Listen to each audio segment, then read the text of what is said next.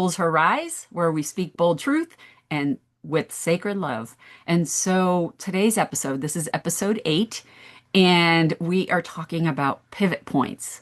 So when it's time to change course. And so today's episode, this is episode 8. I'm hearing that. Yeah, I'm sorry. I don't know why that was coming up. So, well, we got some edits there. That's okay. Um, so when you think about, have you ever felt a nudge, whether it's in a relationship, whether it's in a work situation, whether it's a job, it could be just in a leadership, in relationships with friends, even. And so that, if you're looking at it and you're not exactly sure where to go or what to do, it's it can be challenging and it can be very scary. So one of my favorite, oh, well, before I even say that, let me introduce again my co-hosts, Danielle Bittner and Dr. May Lee. And this topic, so one of my favorite songs is by Mary J. Blige. I love Mary J. Blige. And it's a song, Be Happy, from the My Life album. And one of the things that, so the lyrics of the song is, how can I love somebody else if I can't love myself enough to know when it's time to let go? And that has really kind of always given me, and, to be empowered. And it's helped me make decisions that if I had to leave a job, if I was not being served by that job, if I was being, stressed, added stress to my life, I have to look at, is this job serving me? And I actually have left a position, then I didn't really have anything set up when I left. So that was scary and horrifying to me. Yet at the same time, it was so bad in the situation that I didn't have a choice. And so, how is it that we can recognize that and, know what to shift to, or if we need to shift to a completely different direction? So it's really kind of a key thing that I think can be so challenging. And I think especially for women, because we often push through things and, feel like we're a failure if we give up things. And, that's not kind of embraced in society by us. We feel like we're quitting. And so, but if we're doing that at our own expense, at our own health and wellness, then it's not worth it. If we're being negatively impacted, we have to recognize it's time to go. This often happens in abusive relationships. And again, kind of, feeling the need to go. Yet, if there are so many things controlling you to stay in that situation, it can be very scary. And so, again, we have to focus on, is this aligned with our values? And, just really looking at what is a pivot point, right? Mhm. So, as I shared, I had a job and it was really creating a lot of stress in and I felt like I was being targeted, kind of as needing some, sorry, I have dogs here.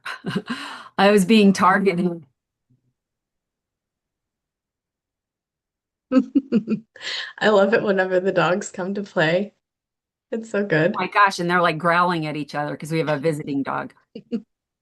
So anyway, I had this job and it was extremely stressful and it really, um, I had to look at it and I was being isolated, from other people that I was working with and not necessarily physically, it was emotionally. And when I was with certain people, I would feel like I was being blamed for so many things that were not. And I didn't know, because of my past trauma, I didn't know how to respond with because I was, again, I had my own trauma. I didn't really know how to defend myself. and stand up for myself. I had to really learn that skill. I had other people who did that for me, but there were many who did not do that and kind of threw me under the bus. And that, these were people I thought were my friends, and it was a really difficult situation. And I had post-traumatic stress disorder after this for a bit because it was such a big challenge. So that was kind of my big situation, and I ended up leaving. And like I said, I didn't have anything set up specifically. I was teaching classes at a college for a little bit, but it was a scary time. And so, we have to kind of shift that. But for me, my faith was a huge piece, and people who supported me, who loved me, and I was able to I had to go to those people. And my husband, he was very supportive. And again, even with the fear of not knowing what was coming, he was still supportive, of me, that I needed to make a decision that was going to be best for me. So, what are some things, what are some examples that you both could share with our Mhm. listeners? First, before I share, I want to call something out that kind of sparked some curiosity and just an awareness, I think. You said that a lot of times, especially when we're in a situation that is demeaning us, we feel that we don't have choice, or we think that we don't have choice. And I just want to kind of challenge that we do. We do have choice. We always have choice. We might just not see it in that fashion. And much like you just shared that, like, you got to a breaking point. You got to that pivot point. And what I heard you say is that you were choosing yourself over the situation. Yeah. And you were choosing your faith Hmm. and your support system and your health and your wellness. Whether you at that time were aware that that was the choice that you were making, Yeah. and it was sounds like the best decision that you could have made, right? Yes, absolutely. Again, it was scary. I even took family medical leave for a bit because I just was so Mhm. fried. And I went Yeah. to a spa for a couple days. Like I needed something. I was just, Yeah. it was Yeah. difficult. Um, and so, you know, a few years after I did, again, I had people who supported me, who gave me work, and other friends, and I had to ask for help, though it took me a bit to get past all of it, Sure. because of the trauma that Yeah. happened. So, Yeah. yeah, Understandably so too, yeah, right? Mm. yeah, You still had that choice, or you made that choice, I should yeah, say. yeah, You made yeah. that choice. And when my one really, really good friend stood up for me, that again, that was a big piece. That was a big indicator that I needed to pivot and do something different. Yeah. So, yeah, Yeah. Love that. yeah. I would say from a career standpoint, a turning point for me is I was in a meeting with my executive director and higher up individuals talking about what we thought we could do as far as bringing coaching into the organization.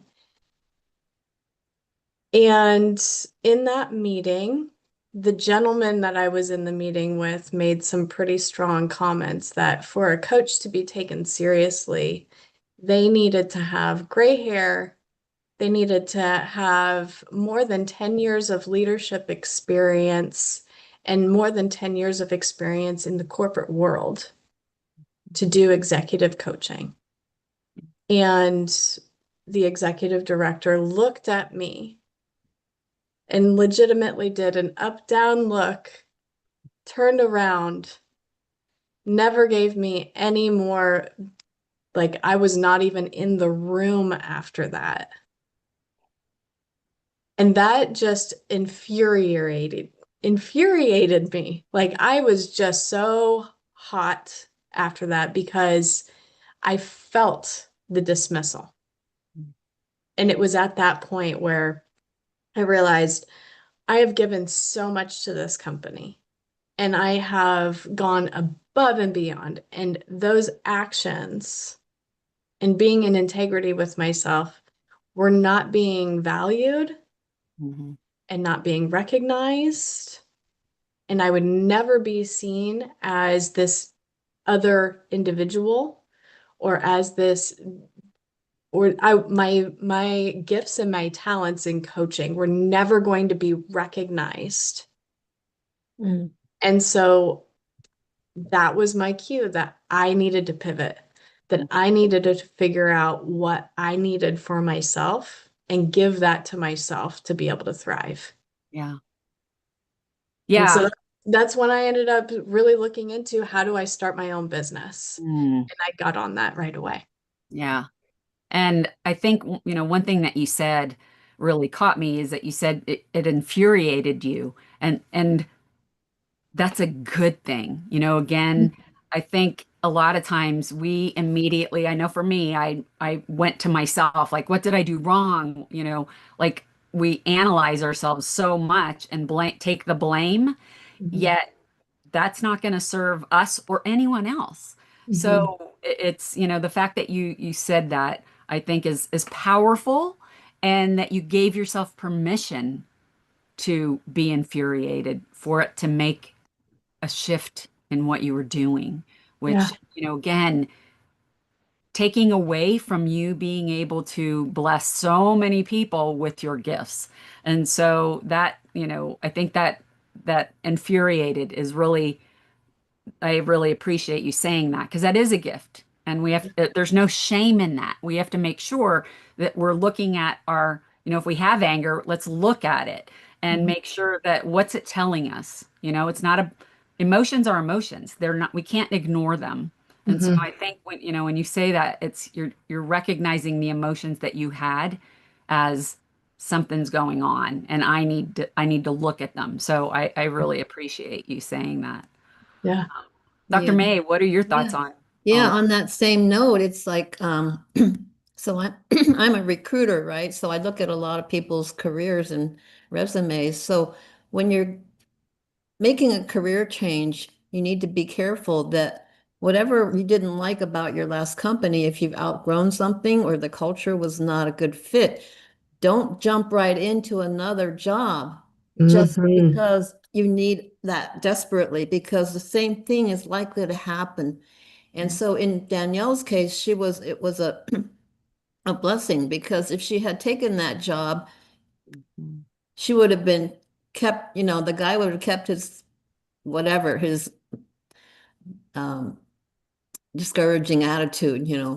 and she would have been very unhappy and she would have left after 6 months. And if you keep doing that over and over again, your resume starts to look very sketchy, and then it reflects on you, like who was the person that's been moving through all these companies so many times, Yeah. for 6 months. So then so that's where we got to really hone in on our values and our criteria for the company or the work environment that's going to support us, empower us.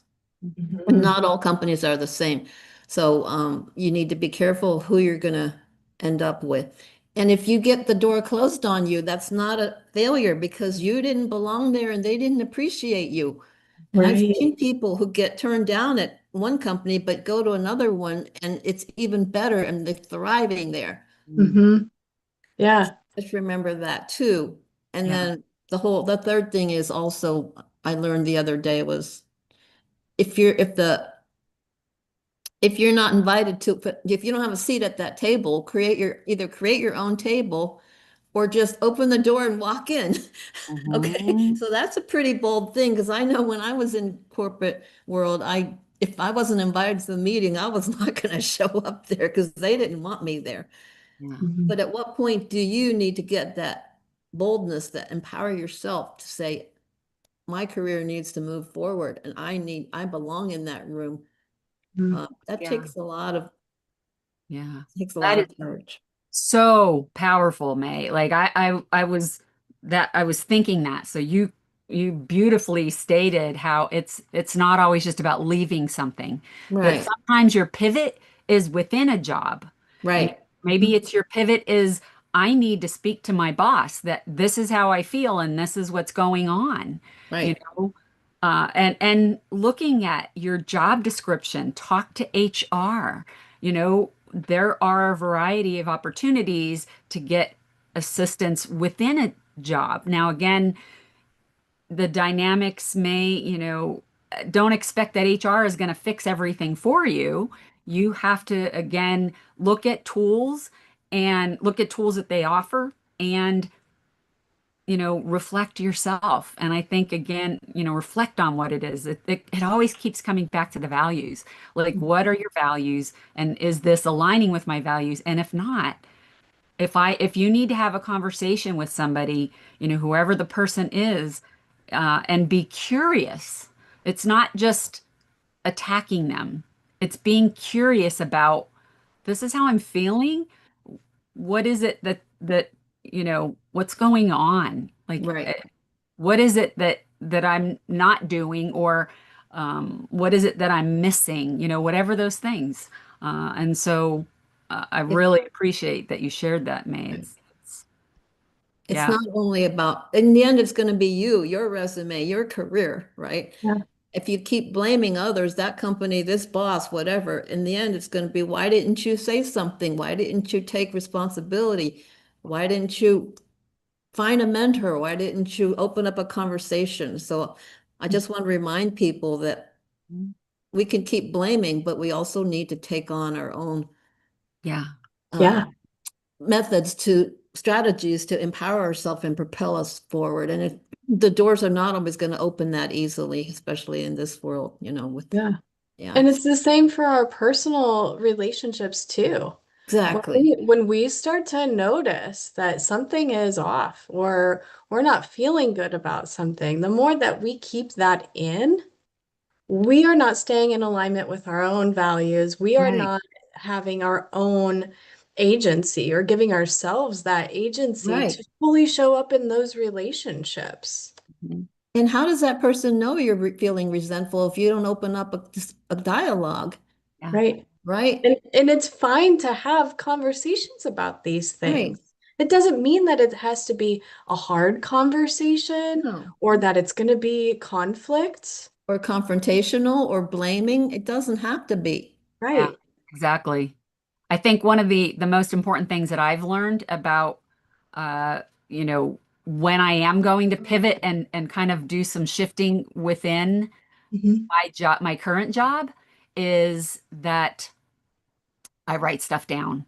Again, I reflect, and Mhm. for me, I pray and meditate and I write things down so Mhm. that when I am talking to the person, that I can be clear, what are the key points and not just again saying you do this and it's coming back to how do we communicate in relationship when we use I statements? So these same I statements at, being curious, being present in the situation and recognizing, what role did I have in this? And what role am I, what part of the situation should I not take on? So it's looking at the facts so that you can recognize, okay, I did this and I did play a role in that situation and taking responsibility and being accountable for that and also pushing back and saying if somebody says something to you it's like okay I hear that and I don't feel that that's my responsibility that is not part of my role that's not part of my job description whatever it is that's not part of my values again we're not talking about just work if we're Mhm. talking in a relationship it's like we need to communicate that this is what my values are and this is how I feel about the situation again in more of those personal situations and communicate and so writing things down absolutely helps me to stay focused drinking water because when you're drinking water as you're talking and just in general When you're drinking water, you're actually breathing. Because a lot of times what happens is that we literally do not breathe while Mhm. we're doing things. Mhm. And so, we have to kind of, again, if we need to meditate, if we need to pray, if we need to, you know, do something that's going to help ground us, and do some deep breathing exercises before you talk to a person, and then write things down. Those are some key strategies that I've found to help because, again, if we're not manage, we can only manage our own nervous systems. We can't manage other people's nervous systems. Mhm. So it's important for us. And if we're feeling uncomfortable in the situation, you can say, hey, I need to just take a breath for a sec, for a minute. Or again, I need to take a drink of water right now. Like, what are those keys to help you remember to do those things? Even if you write them down in your notes, that's part of a key piece of your conversation that you need to also be checking in with yourself and make sure you're doing things to ground yourself before, during, and after the conversation. Because otherwise, it could, you could say and do things that you don't necessarily want to do. And Right. so it's so important to really look at that. So Yeah. those are kind of some of my tools for pivoting. Yeah. Yeah. Great. Something that's always worked really well for me is trying to have a conversation up front about how to have hard conversations.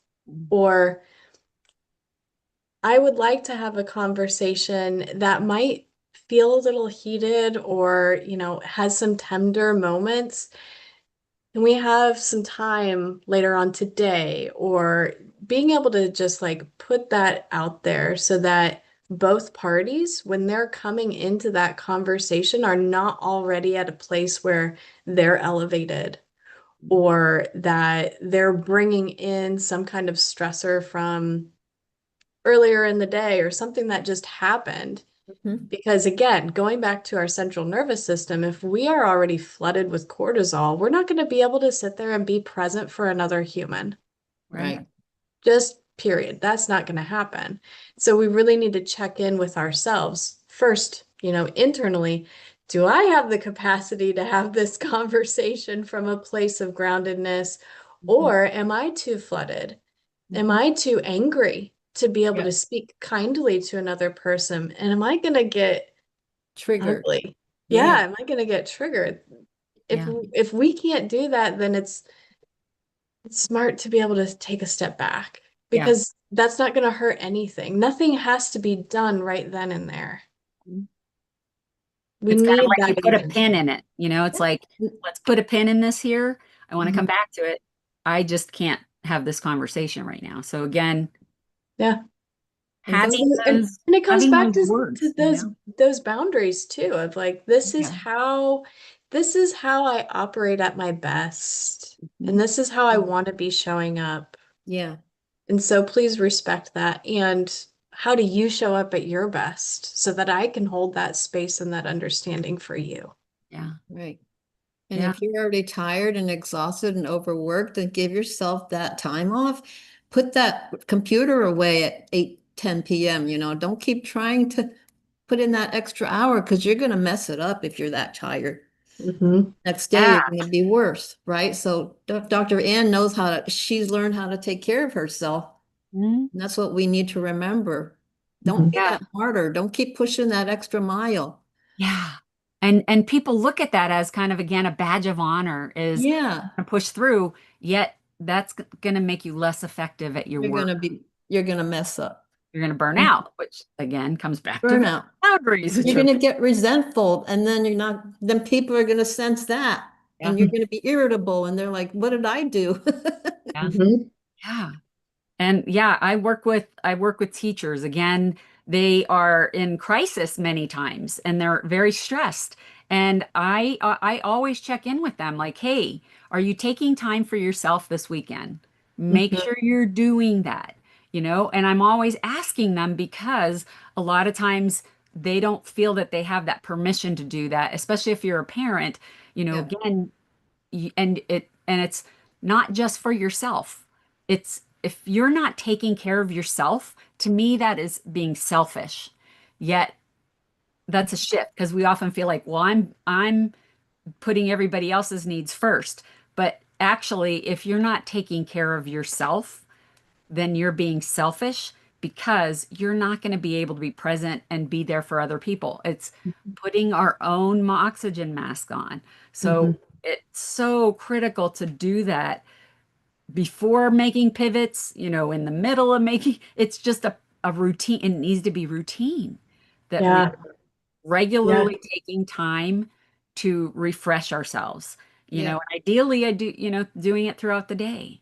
Yeah. All of those are things that when you have pivot points, they're going to make it easier for you to be able to make effective decisions rather than again, what Danielle was talking about when our emotions are high and we're flooded with cortisol and our amygdala, our center of our emotions, has taken over. We're not going to be effective. So sometimes it's important to step away. One of the favorite things, and my husband and I used to do it more because we both were always out of the home. I work from home some of the time at least. But when we're coming in the house, like, hey, I need 10 minutes. And we both, that's a normal thing for us. Like we know we need that 10 minutes. We still use it. We just use it not exactly, when we're always just coming in the house from work or whatever.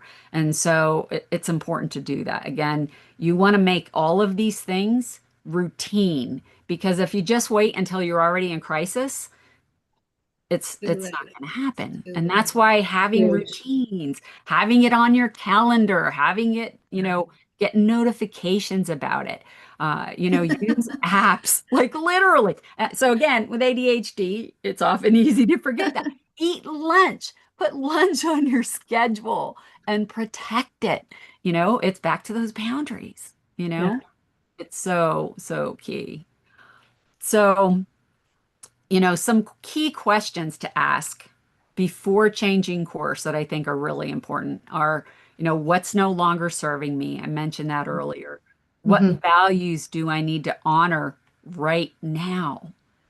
And what possibilities open if I say yes to change? Hmm. Again, it can be scary. Yet, if you talk with someone and look at that and brainstorm and kind of reflect, what are some positives that could happen? It's kind of like the pros and cons and really focusing on the positives that could happen because there usually are a lot more of those. We just don't always explore them, Yeah. or we don't Yeah. often. Because that fear gets in the way. Yeah. Yeah. Yeah. And it's like, oh my gosh, I can't even go there. I can't even think about that. And that's a good indicator that your cortisol is elevated and you're flooded with those hormones that are stress hormones Yeah. that are going to inhibit you from actually being able to make good decisions. Yeah. So, And something that just sparked with that is when we especially know when we're going into that state, grab somebody that you trust. Grab somebody that you know knows you well. mhm. That could be a friend, it could be a family member, it could be a coach, Yeah. it could be a colleague, it could be a mentor. You can take just 10, 15 minutes. Hey, let's brainstorm some possibilities. Let's see what the possibilities are because right now I'm noticing I'm stuck in this tunnel vision. I'm in this space of cortisol. I'm not able to access some of my higher consciousness right now. Mhm. When we have those people that we can rely on, it gets us out of it. Yeah. And sometimes it's in yourself. If you just slow Mhm. down and take a break Yeah. and either meditate or just be in a quiet space, go for a walk and relax your mind, ideas will come to you. Mhm. Mhm. And the universe will present opportunities that you never expected. Somebody will send you an email, somebody will reach out that you Yeah. haven't heard from. Let's Yeah. grab lunch. And you never know what'll happen when you walk into that Yeah. door that opens. So that's what I say. It's really good to keep that relaxed state of mind as much as possible, because that's when Mhm. your the genius opportunities will come to you. Yeah. Yeah. And And you put know, your intentions out there too, like universe, please bring me an opportunity where I'm going to feel fulfilled or somebody yeah. that's going to understand who I am and Yeah. And it will you've done come. that Yeah. so many times. Like that's something that's been so great to witness is how many times that Dr. May, you've had, stressors come up and we've talked about them and you've kind of spoken out some possibilities. And then within weeks, those things just come Mhm. into your existence. You get these speaking engagements, and then you've met this person over here that introduces you to another opportunity. And it's like it happens so quickly when we're able And to slow down and just be present yeah. to that. Yeah. And with relationships too, that's also a point where you have to say enough is enough. Mhm. And then you close that door and you choose yourself first because that person is not honoring you. Mhm. I did that 2 years ago. I walked out not knowing what was going to happen. And I was tired of going on dating sites and meeting people because it was such a racket, you know. Mm-hmm. But when I chose myself first, a year later, I walked into someone in the nursing home where my father was staying and he was taking care of his mother. Yeah. Go figure. Yeah. You never know. Never know. Yeah. That's, again, one of the things I love about the three of us meeting is like we've had so many of these conversations over the years of, that we're able to brainstorm with each other and kind of be honest again about areas where we're struggling and not just kind of get, oh, that's too bad. Mm-hmm. Like I love that the two of you have been honest with me and asked me questions that help me to reflect and not feel shame. It's just again, it's when you have that relationship that you feel safe, it's psychological safety, and you that you can have those conversations are just so key. And I'm so grateful for you both with that. So, as we wrap up today, I want to invite listeners to pause and reflect on a few of these questions. So, where in your life or leadership are you feeling the nudge to pivot? Again, or relationship, whatever that is. What fears or doubts might be holding you back from making that change? And if you gave yourself permission to shift directions, what new opportunities could open for you? And making sure that you are talking to a trusted friend, family member, whoever that is, a pastor, a priest, a doctor, a counselor, whoever that is. And if you are in crisis, you can also call or text the National Crisis Hotline, 988. And if you are in a situation where it's abusive, same thing. There are many resources out there. 988 is really the first place to go for all of it because they can also share other resources. So the call to action for today is really don't wait for crisis. Pivot points can be proactive moments of power that you're reflecting. And how can you use any of the tools that we've mentioned proactively in your current situation, whatever that is? So, we've talked about that there are pivot points across all aspects of our life, and that the most important thing is that for us to be present for ourselves and for us to be taking care of ourselves, putting our own oxygen masks on, that is not selfish because when we're doing that, we're going to be able to make better decisions to pivot, shift, regroup, whatever that is. And so it's really kind of critical that we do those things. And our next episode is feminine power and wealth. And Dr. May is going to take us into that a little bit more. And it's really exciting because, again, I think a lot of times we don't always understand what true wealth is. So thank you so much. Don't forget to subscribe if you're not already subscribed and share it and ask us any questions. Feel free to reach out. So join us next time. And my two lovely co-hosts, Dr. May Lee and Danielle Dittner. We are three voices one mission: healing, leading, and living fully without apology.